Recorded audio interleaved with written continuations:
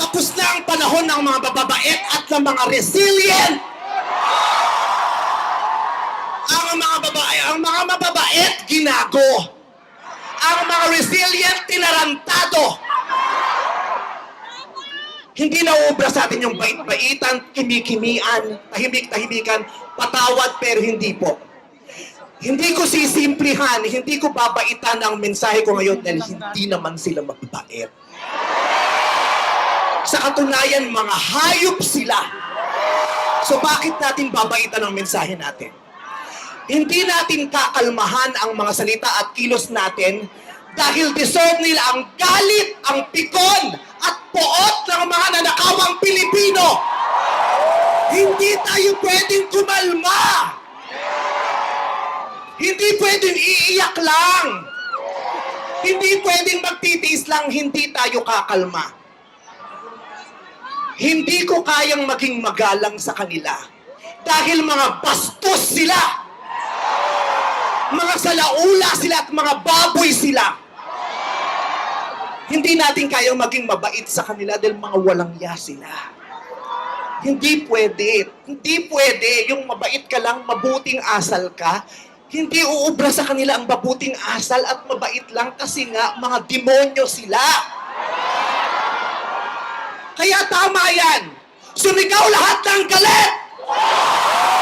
Lahat ng galit na galit. Ang hindi matatapos ang galit bukas. Ang ipalalinig ang galit hanggang hindi makulong ang mga putang inang magnanakaw. Hindi tayong pwede magalit lang ngayon. Kailangan hanggang bukas, kailangan sa susunod na linggo, kailangan sa susunod na buwan, hanggang umabot ng ilang taon hanggat hindi sila nauubos. Walang mawawala sa atin kasi ubos na tayo. Kaya ang gagawin natin ngayon ay babawi na tayo. Ikulong ang mga magnanakaw. Para sa akin, hindi nga sapat ang kulong. Dapat patayin ang mga korap na magnanakaw.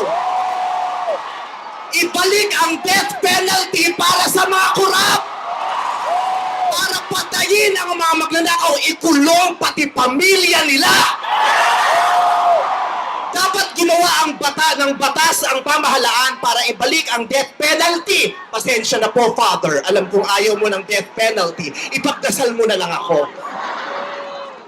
Ibalik ang death penalty para sa magnanakaw. Dahil ang magnanakaw, ang corrupt na public official, hindi ko natatawag na public official, ang corrupt na politiko ay higit pa sa mamamatay tao. Ang corrupt na politician ay higit pa sa magnanakaw. Ang corrupt na politician, ang corruption ay higit pa sa terorismo. Ang mga terorista, namimili lamang ng lugar at panahon kung kailan aatake. Pero ang mga magnanakaw sa Pilipinas, walang pinipiling araw. Araw-araw nila tayong ninanakawan. At ang inaatake ng mga terorista, yung mga iba ang pananampalataya, iba ang paniniwala, iba ang lahi. Pero ang mga korap, kapwa Pilipinong kalahi ang ninakawan. Kaya hindi tayo pwedeng sumuko lang ng ganito. Kaya hinahamon ka namin, Pangulong Bongbong Marcos, kung gusto mong magkaroon ng magandang legasiya, ang pangalan mo, ipakulong mo lahat ng magnanakaw. Nakatingin kami sa iyo, Pangulong Bongbong Marcos.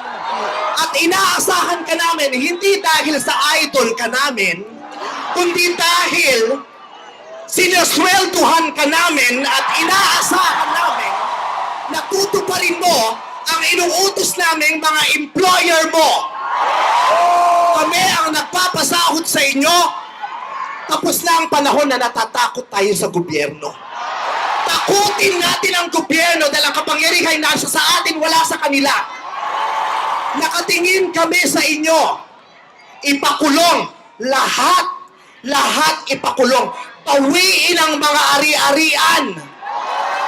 Bawiin ang mga ari-arian. pati atay, i-donate, ibigay ang atay, pati mata, i-donate, wala kang ititira kasi nga, hindi tayo pwedeng maawat ng mga putang ina nila. Maraming salamat sa inyong lahat. Sasamahan namin kayo hanggang mamaya.